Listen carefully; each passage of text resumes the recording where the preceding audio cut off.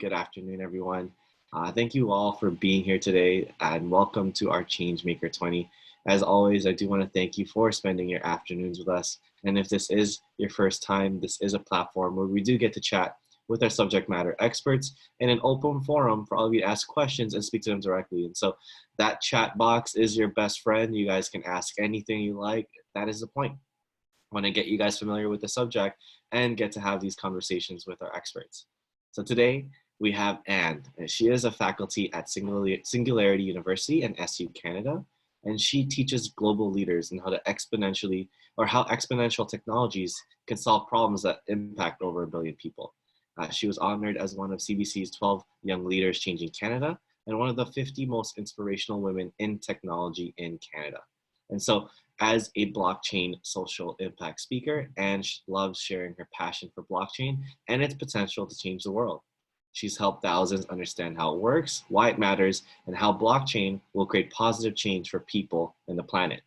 She's also practicing what she preaches, living a decentralized life as of late, having stayed in her cottage for the past couple of weeks. So do want to thank her for plugging in today. And we completely understand the internet connection over there isn't the same. So not to worry. But let's definitely get started. Go into it.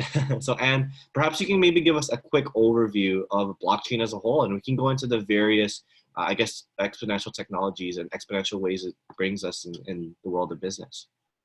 Yeah, absolutely. So blockchain is one of those technologies that we hear a lot about in the news, and we hear, people talking about it, but it's not one of those ones that's inherently super easy to understand. So if you kind of think about all the financial transactions that happen every day around the world between people and banks and corporations and governments, if you imagine if a record of all of those transactions were stored in one particular ledger in one place, that's kind of like a blockchain.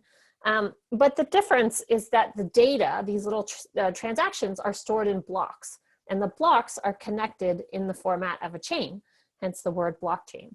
Now, these blocks are actually linked to one another cryptographically. You can kind of think about it as though someone's got a little Polaroid picture of the block before it coded into every single block.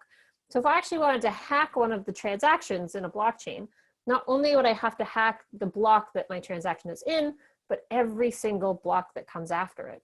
And so for a blockchain to work, it has 3 really key properties that I want everyone to remember. And one of them is that it's public. So anyone can see any transaction on a blockchain. So for example, if I sent you money and you said, oh, I never got it, I would be able to point to that transaction on the blockchain and show that, yes, indeed, I did send you that money. The second property is that the blockchains are immutable, which means that you can't alter or edit or delete any of the transactions once they've been made. So if I send you money and I can't go in and edit it to add an extra 0 so that you owe me more money than you actually do. And the last property is that they're power proof, which means that if someone has a lot of power, say a president or prime minister or the CEO of a bank or something like that, they cannot turn off the blockchain. They can't say, can you shut off the blockchain so no one can see these transactions? And so it means that everyone has this trust in this technology in a way that they can't necessarily have in a system where you have a centralized player involved, like a bank or something like that. But what's most key about blockchains is that a copy of the chain is stored on thousands of computers all over the world, which means that even if I were able to hack that one block, that one transaction, and then every block that came after it, not only would I have to do it to hack all of those blocks, I would have to do it on at least half of all of those computers all around the world at the same time, which means that it's essentially an unhackable system of recording transactions around the world.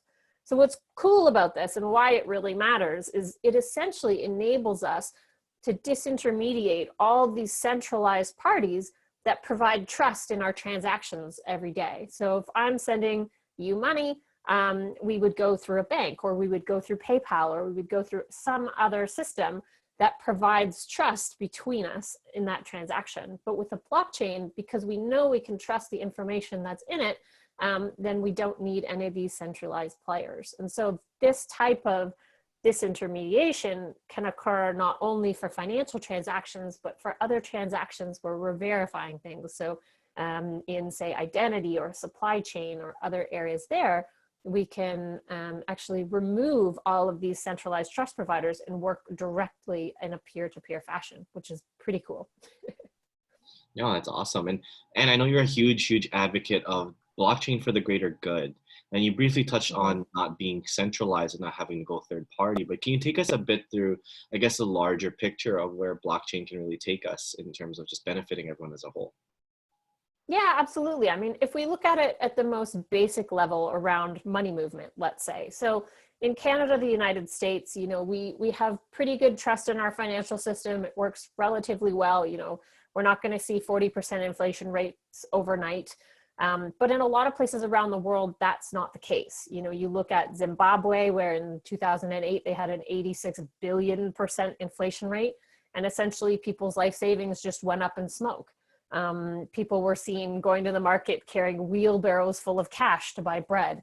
And the same thing is happening in Venezuela. They've got an inflation rate that's more than 10 million%. And so if you had invested $1 million US in the Venezuelan bolivar 5 years ago, you'd have less than 37 cents today. So having a financial system that doesn't rely on a centralized government to manage it means that you don't run the risk of having that government essentially make your money disappear, which is great. So that's one of the biggest areas, is just simply having trust in a financial system where you can store some of the value that you've accrued over time. Mm-hmm. And now that we're seeing the impacts of COVID, then can you maybe point us in the direction of where blockchain now comes into play with everything that's been going on? There's some really cool applications of blockchain around COVID. I think talk about two of them maybe. One major piece around this is supply chain. How do you get PPE from China to Canada, or from Europe to Africa, or that type of thing? And with different shutdown regulations in different locations, it's very difficult to know whether you're going to be able to get that information. So blockchain makes supply chains completely transparent. So for example, there's a really great case in Canada where if you get a bag of soybeans, or it was a bag of tofu, I can't remember. Anyway, you would scan this QR code on the tofu, and it would show you every single party that had contact or had processed that plant right from the farmer who initially grew it. So you can see every step in the production of that tofu. Now, if you can imagine that instead of tofu, it was actually an N95 mask, you could see that every supplier that was involved in the process of creating that mask and delivering that mask to its destination, you would be transparent. And so what you would be able to do is to see, you know, okay, maybe there's no issues in the country where your factory is creating these masks, but perhaps there are issues in the countries of their upline suppliers. And so if you can predict that there's going to be issues in the supply of cotton or rubber or something like that, then you will know that maybe downstream there's going to be issues in supply for the actual mask itself. So that's kind of cool, is being able to see where these products are coming from, and then also guarantee the validity of the mask, that it is, you know, not a counterfeit mask, so you're not putting any of your workers at risk. So blockchain provides that level of transparency, which is great. Now, the second piece that I think is really neat around COVID is actually one of the pieces that's going to help us get back to work and get back out into the world. And that's the concept of an immunity passport. So this idea that if you've already been infected and you've healed and you're COVID negative and ready to get back out in the world, how do you prove that? And so some governments are putting together these immunity passports that, you know, essentially have your data recorded as a part of that passport. And that's dangerous because, you know, you're sharing this data with people that, you know, you don't necessarily want to. But with blockchain, you're able to actually show that you have immunity, and that it's verified by a medical provider on blockchain without sharing any of your personal private data, which is pretty awesome. Mm-hmm. And I remember you bringing up that there's also new models of education that are arising from us harnessing blockchain. So can you maybe give us a rundown on that? Yeah, so actually one of the most interesting use cases around education is happening in Dubai. So they've pledged to be the world's first blockchain-based city by the end of 2020. And one of their initiatives is, goodness, it's, I can't remember the name of it, but it's like the Future University or something like that. But the whole idea is that, you know, we create these degrees or these educational certifications based on very specific criteria. Whereas in the future, you would want to be able to take all these elements of things that you had learned in your life and turn those into an incredible certificate. So things like, you know, you go to a conference, you get credit for that. If you, you know, do an internship, you get credit for that. And so essentially you can have the ownership over your identity and then tie all of these different educational credentials into that identity to be able to build something that's much greater than a traditional university degree or college diploma. So I'm very excited to see what they're doing there. That's really cool. And so it sounds like there's a lot of not just organizations, but countries that are really developing their role and in playing with blockchain. And so I guess in an ideal world, what does it look like for everybody to become completely decentralized? What does that mean for the organization? What does that mean for the average person? Oh my goodness, that's a big question. I think if you really start at the beginning with individuals, it means that individuals can now be the owners of their own identity. So if you think now about, you know, what makes you as a human being a person, it's really that your government grants you an identity through a passport or a driver's license or something like that. But with blockchain, you are the owner of your identity. And so as we mentioned before, you can add things like educational certificates, but essentially you can add anything you want, proof like a utility bill with your name on it or attestations from friends and family, and your identity will grow over time. And what's most important is that no one can actually take that away from you. Now, if you look at more the government level, you're going to start to see a reduced need for government because people can collaborate on a scale that they haven't been able to do before. And one really cool way that people are doing that is with something called a DAO, a DAO, or a Decentralized Autonomous Organization. And essentially, it's a group of computers or a group of people that can make decisions in a decentralized fashion without a central body leading that process.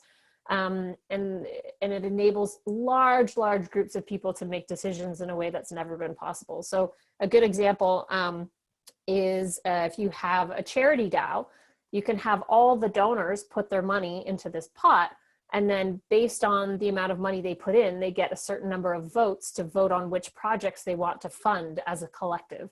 And then once the vote goes through, the money is automatically transmitted to the projects that they chose to fund, which is pretty neat. And so it really just sounds like we're giving power back to the individual, really. That's exactly it. We're giving power back to the people, removing the potential for corruption, for mismanagement, and essentially just removing the need to trust other individuals and other groups by replacing that trust with blockchain. And can blockchain be used outside of the cryptocurrency field? Absolutely. So crypto is just a tiny portion of the potential of blockchain. We're going to see blockchain applications across insurance, finance, supply chain, identity, pretty much anything that the internet that uses the internet today will be using blockchain tomorrow. You just likely won't realize it because it's very much a back-end type technology that alters the structure of what you're doing instead of sort of the interface, which is good. And so I guess now, what are really the next steps for the individual or organization to really start getting ahead and to start pushing and paving the way forward for this? The first step is absolutely education and understanding. I work very strongly towards getting education out there in the world. I'm actually working on a really fun graphic novel project that will teach all about blockchain through the format of a comic book, which is a lot of fun. But the best way to get educated about cryptocurrencies and blockchain is just to buy some Bitcoin. I actively encourage anyone who's listening to have a fun, weekend activity, buy $1 worth of Bitcoin and just walk through the process of how to do that. And it'll really help you understand, what's good about cryptocurrencies, what are challenges, and how this could impact people trying to send money all over the world. Mm-hmm. And so with that being said, there are a lot of misconceptions around the concept of cryptocurrency and blockchain as a whole. And so what are some of the biggest ones that you come across? And maybe you can debunk a few for us. Absolutely. I think one of the biggest ones that I see is that blockchain is going to boil the ocean and cause climate change to absolutely explode. And there's some truth and some not so truth to that statement. So when you look at how transactions are processed as a part of blockchain transactions and recording these transactions, there's something that's called mining that happens. And the mining takes up a lot of energy. And so it's actually, for the Bitcoin blockchain, as much energy as some small countries. So it is a lot. The difference is that most blockchains of the future are using a different type of system that doesn't involve that much mining. It's called proof of stake. And so it doesn't require the levels of energy as the previous ones. And also the energy, it's not so much how much energy is being used, it's what type. If you're using coal to power these miners, that's a problem. If you're using solar, not so much. And the other benefit of it is that you can actually co-locate these mining rigs to where there is excess energy and take advantage of that. So if you've got, say, you could stick it in the Sahara with some solar panels and co-locate the mining rig right there, or you could put it next to, say, a hydropower station. And if people aren't using the energy at night, you can run the miners off that excess energy. So there's definitely a lot of energy usage in Bitcoin blockchain, not so much in the future ones. And it's really more about how can we change the mix of energy that's going into using it, as opposed to stopping it altogether.